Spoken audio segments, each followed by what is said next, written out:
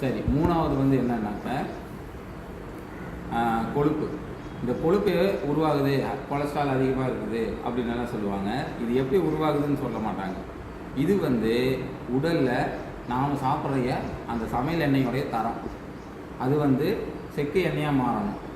ரெண்டாவது, உடல் உழைப்பு இல்லாத எல்லாருக்குமே ஃபேட்டு உருவாகுது.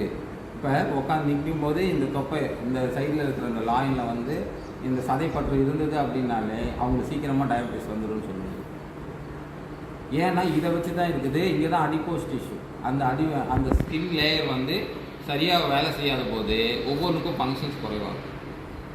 இப்போ அதனால் இந்த உடலில் நடைப்பயிற்சி, இந்த அத்லெட்டுங்க எல்லாருமே பார்த்திங்கன்னா, இந்த ஓட்டப்பந்தய வீரர்கள் எல்லாமே அவங்களுடைய மசில் வந்து எலும்போட ஒன்று அழகாக ஒரு கட்டமைப்பாக இருக்கும். அவங்க எக்ஸசைஸ் அதுக்காக பண்ணலை, சாதாரண ரன்னிங் தான் பண்ணியிருப்பானுங்க.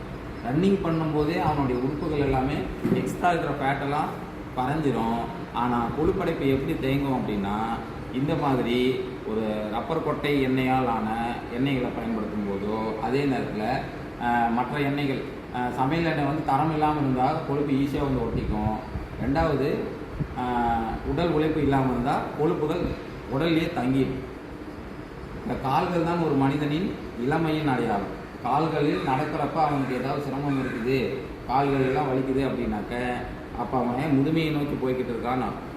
அப்போ அந்த முதுமையை அவன் போகிறாங்கிறத எப்படி புரிஞ்சுக்கலாம்? இவன் நடைபயிற்சி, இவனோட உடல் உழைப்பு குறையும் போது இவனோட அசைவுகள் எந்த அளவு இருக்குதோ அதை வச்சு தான் அவனோட இளமையை புரிஞ்சிக்க முடியும்.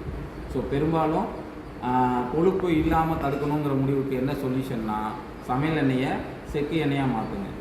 ஒரு நாளைக்கு டெய்லியும் 1 மணி நேரம் நடங்க.